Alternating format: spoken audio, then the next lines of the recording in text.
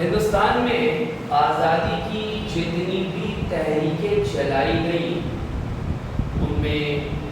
عدم تعاون تحریک یعنی کہ نن کوآپریشن موومنٹ جس کو گاندھی جی نے 1920 میں جاری کیا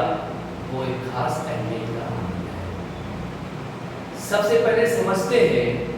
کہ ایسے کیا بیک گراؤنڈز تھے، ایسے کیا اسباب تھے جس کی بنا پر گاندھی جی نے اس تحریک کو نافذ کیا۔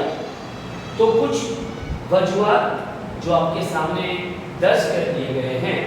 وہ یہ ہے کہ عالمی جنگ میں ہندوستانیوں کی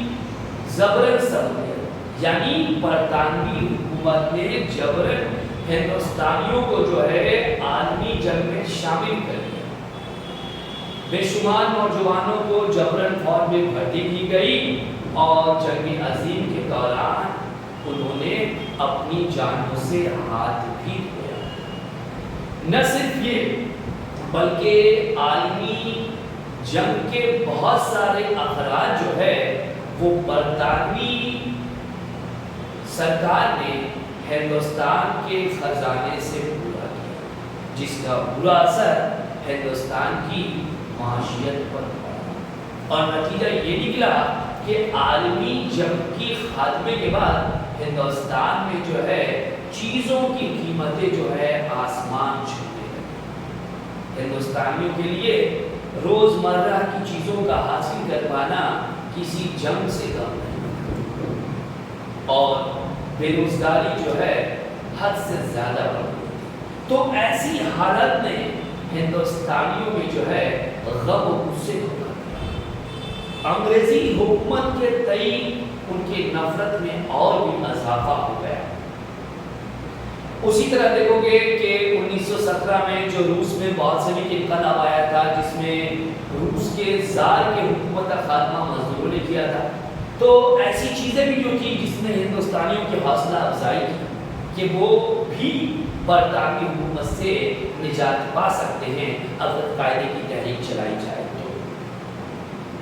رالٹ ایکٹ 1919 میں پاس ہونے والا کالا قانون جس کا اصل مقصد تھا ہندوستانی انقلابیوں کو خوفزدہ کر کے ہندوستان کی قومی تحریک کو نقصان پہنچا، اس سے بھی ہندوستانیوں کے جذبات مجروح ہوئے اور جب رالٹ ایکٹ کی مخالفت میں جالیانوالہ باغ میں امرتسر کے جلسے کا انعقاد کیا گیا اور وہاں جنرل ڈائر نے جو معصوموں کے خون سے ہولی کھیلی وہ بھی بہت دردناک۔ ایسے تمام واقعات نے ہندوستانیوں کے دل میں انگریزی حکومت کے خلاف شدید نفرت کا جذبہ کر دیا۔ اب وہ ہر طریقے سے اس حکومت سے نجات پانا چاہتے تھے اور جنگ عظیم کے دوران ترکی کے خلاف اٹھائے اقدام نے بھی ہندوستانی مسلمانوں کے جذبات کو مجروح کیا، کیونکہ برطانوی حکومت نے وعدہ کیا تھا کہ کامیابی کے بعد بھی ترکی کے خلیفہ کے خلاف کوئی قدم نہیں اٹھایا جائے گا، لیکن انہوں نے وعدہ فراموش کیا اور گاندھی جی نے اس حالات کو بہتر سمجھتے ہوئے مسلمانوں کو بھی جو ہے عدم تعاون تحریک کا حصہ بنایا اور پھر یہ تحریک جو ہے 1920 سے شروع ہوئی۔ کچھ اصول تھے اس تحریک کے، کیونکہ سب سے پہلے ہم کو سمجھنا ہوگا کہ عدم تعاون کے معنی کیا ہوگا، کوآپریٹ نہیں کرنا۔ تو برطانوی حکومت جو ہندوستان پر حکومت کر رہی تھی کیا وہ اپنے دم پر کر رہی تھی، تن تنہا کر رہی تھی؟ نہیں، حکومت کے جتنے بھی شعبے تھے، چاہے وہ فوج ہو، چاہے وہ پولیس ہو، چاہے وہ عدالت ہو، چاہے وہ کسی طرح کا پیشہ ہو، کاروبار ہو، ہر جگہ انہیں ہندوستانیوں سے تعاون مل رہا تھا اور اگر یہ تعاون نہ ملتا تو وہ حکومت نہیں کر سکتے۔ تو گاندھی جی کی سوچ یہی تھی کہ اگر ہندوستانی جو ہے تمام سیوے سے، تمام محکمے سے جو ہے دور ہو جائے، انگریزوں کے لیے سروسز نہ کرے، خدمات انجام نہ دے، تو انگریزی حکومت کا یہاں پر جو ہے خاتمہ ہو جائے۔ تو یہ طے کیا گیا کہ عدم تعاون تحریک کے ذریعے جو ہے ہم لوگ غیر ملکی دفاتر میں جو ہے آفیسز میں جو ہے ملازمت کو استعفا کر دیں گے، عدالتوں کا بائیکاٹ کریں گے، طلبہ جو ہے وہ غیر ملکی تعلیم گاہوں میں اسکول کالج یونیورسٹی میں تعلیم نہیں حاصل کریں گے، غیر ملکی چیزوں کا بائیکاٹ کریں گے، یعنی جتنی بھی سروسز جو ہندوستانی پرووائڈ کر رہے تھے برطانوی کو کوپریٹ کر رہے تھے وہ اس سے واپس لے لیں گے۔ اس طرح انگریزی حکومت جو ہے کمزور پڑ جائے گی اور بہت حد تک جو ہے ہندوستانیوں کی شمولیت نے ان کے جوش اور بلبلے نے اس تحریک کو اس کے عروج پر پہنچا دیا تھا۔ لیکن پھر 1922 میں یو پی کے گورکھپور کے چوری چورا علاقہ میں ہونے والے سانحہ نے جو ہے سب کام بگاڑ دیا۔ وہاں احتجاجیوں پر پولیس نے گولی چلائی اور احتجاجی مستعد ہو کر جو ہے پولیس اسٹیشن کو آگ لگا دیتے ہیں، جس میں 22 پولیس والے جل کر مر جاتے۔ تو یہ جو تھا تشدد کا واقعہ گاندھی جی جیسے نان وائلنٹ پرسن کے لیے الارمنگ تھا۔ وہ آخرکار جو ہے اس واقعے سے مایوس ہو کر تحریک کو واپس لیتے ہیں۔ حالانکہ دیگر ہندوستانی رہنما چاہے پٹیل ہوں، چاہے نہرو ہوں، چاہے آزاد ہوں، وہ ان کے اس فیصلے سے خوش نہیں۔ اب ہم غور کریں گے کہ یہ تحریک جو اتنے کامیاب طریقے سے چلائی جا رہی تھی اس میں جو ہے عورتوں کا کیا رول رہا۔ تو عدم تعاون تحریک میں عورتوں نے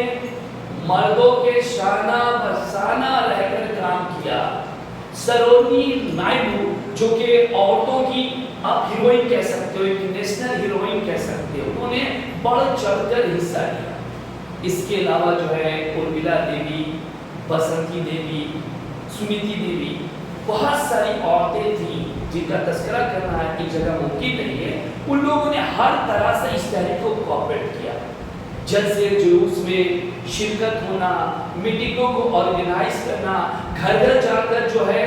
گھریلو عورتوں کو جو ہے امریکی حکومت کی غلط پالیسیوں سے آشنا کرنا، تحریک میں ان کی شمولیت کرانا، لڑکیوں کا غیر مسلم انگریزی اسکولوں کا چھوڑنا، ساتھ ہی ساتھ جو ہے تحریک میں بڑھ چڑھ کر حصہ لینا، ان کو سیاسی شعور دینا، اور بہت سی جگہوں پر جو ہے عورتوں کی جسمانی تربیت کا بھی اہتمام کیا گیا۔ تو مردوں کے ساتھ ساتھ عورتوں کے کارناموں کو بھی اس تحریک میں انکار نہیں کر سکتا، اور کسانوں نے بھی اس تحریک کو کامیاب کرنے میں کوئی کسر نہ چھوڑی۔ کئی تحریکیں بادولی ستیہ گرہ یا کھیڑا ستیہ گرہ بھی اس کی عمدہ مثال ہے۔ آپ دیکھ سکتے ہو کہ کسانوں نے جو ہے برطانوی سرکار کے بڑے ہوئے لگان کے خلاف احتجاج کیا، لگان میں ریڈکشن مانگا، ساتھ ہی ساتھ جو ہے ان لوگوں نے جو بیکار سروس تھا، بغیر مزدوری لیے کھیتوں پر کام کرواتے تھے زمیندار، انگریزوں کے نمائندے، اس کی مخالفت کی گئی۔ جتنی طرح کی بھی سروسز جو ہے کسان جو ہے لینڈ لارڈز کو دیا کرتے تھے، وہ لوگ اس سے منحرف ہونے لگے، ہٹنے لگے، بلکہ یہاں تک کہ دیکھا گیا پنچایت کے علاقوں میں کہ جو دھوبی تھے یا جو حجام تھے، ان لوگوں نے بھی انہیں اپنے خدمات کو دینا بند کر دیا۔ اور طلبہ کا کیا کہنا؟ ہندوستان کی دیگر تحریکوں کی طرح طلبہ نے بھی بڑھ چڑھ کر اس تحریک میں حصہ لیا۔ انہوں نے اسکول، کالجز اور جو یونیورسٹیز تھے انگریزوں کی، اس کو ترک کر دیا، اپنے کیریئر کو داؤں پہ لگا دیا، اور تحریکوں کا اہتمام کرنا، میٹنگیں بلانا، جگہ جگہ جماعت بنا کر جو ہے غیر ملکی چیزوں سے پرہیز کرنا، لوگوں کو اس سے روکنا، غیر ملکی چیزوں کو نظر آتش کرنا، لوگوں کے ذہن کو تیار کرنا، ایسے کارنامے تھے جس نے اس تحریک کو ایک خاص جوش اور بلبلے سے نواز دیا۔ تو حالانکہ یہ تحریک مکمل طور پر اپنے مقصد میں کامیاب نہیں رہی، لیکن پھر بھی ہندوستان کی تحریکوں کو اس نے ایک راہ دکھائی، لوگوں کو سیاسی شعور بخشا اور آزادی کے لیے مشتعل کیا۔